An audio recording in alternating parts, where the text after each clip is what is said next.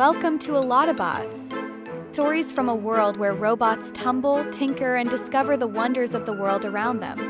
Written and illustrated by Lynn Johnston and now read aloud just for you.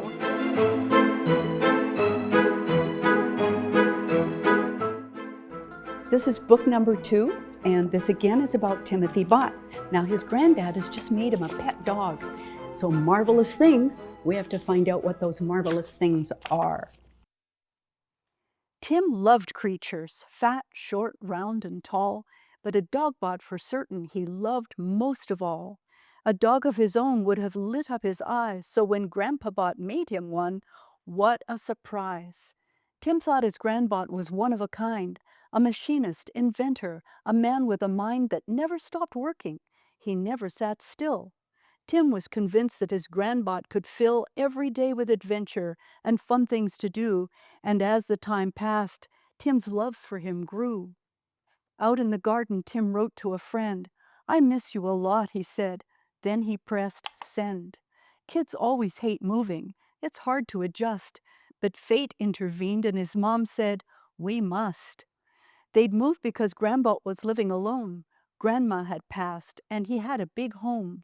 "Come live with me," said Grandbot one day. So they packed up their things and they moved right away.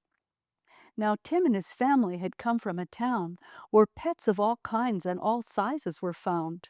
Pets were quite common. Most folks owned a cat, or a dog, or a bunny, or even a rat. But here, if you went for a walk in the park, no kittens were playing and no dogs would bark. The streets were quite splendid with flowers and trees, but all you could hear was the sound of the breeze. There were no other dog bots in Cyberland City, no kitty bots either, which was really a pity. So when the kids saw what Tim's Grandbot had done, they cheered and applauded. They all wanted one. "Let's go see my Grandbot," said Timbot with glee. "Can we come to your house?" "Of course, follow me." "Please make us a pet," the neighbor kids cried. "Can we see your workshop?" Gramps took them inside. One of the parents appeared at the door. "Come in," said Tim's Grandbot. "There's still room for more." The bot shop was filled with some wonderful things. There were suction cups, cylinders, bottles, and springs.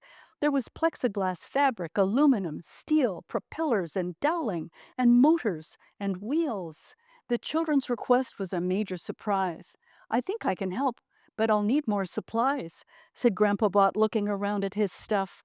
"If you each want a pet, this just isn't enough."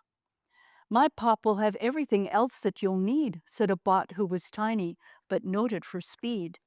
"I'll fly home and get him. He'll know where to look. He works in recycling." And that's all it took for the work to begin on the biggest event. Grandbot was ready. He said what he meant. His bot shop was busy. The neighbors helped too. Tim's mom made refreshments for all on the crew. And when they were finished, his mother opined, "There are cat bots and dog bots of every design." Some pet bots rolled happily, others could run. Some had propulsion that came from the sun. Some flew with propellers and others had wings. From Grandpa Bot's shop came some marvelous things.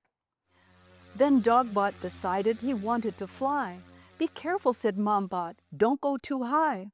"Don't worry," said Tim as his pet put him down. By then the excitement was all over town. Alottabotz came from the streets, from the skies. They wanted to see with their very own eyes the pets that were causing the fun and the laughter, what joy they would bring to the town ever after. The Cyberland City folks threw a great fete to celebrate Grandbot's mechanical pets. The party went on for a couple of days.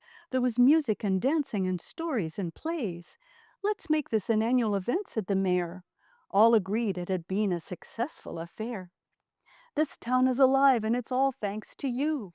"Well, your Gramps and his shop had a part in it too." Grandpa Bot felt just as high as a cloud. He knew that Grandma Bot would have been proud. And everywhere you could hear happiness ring, 'cause having a pet is a wonderful thing. For pets are essential and pets are a must. A pet is a friend you can love and can trust. With a pet by your side, every wrong becomes right, 'cause a pet makes you happy. It's bedtime. Good night. And here's Mom putting Tim to bed, but really it's a recharging unit because he's a robot, right?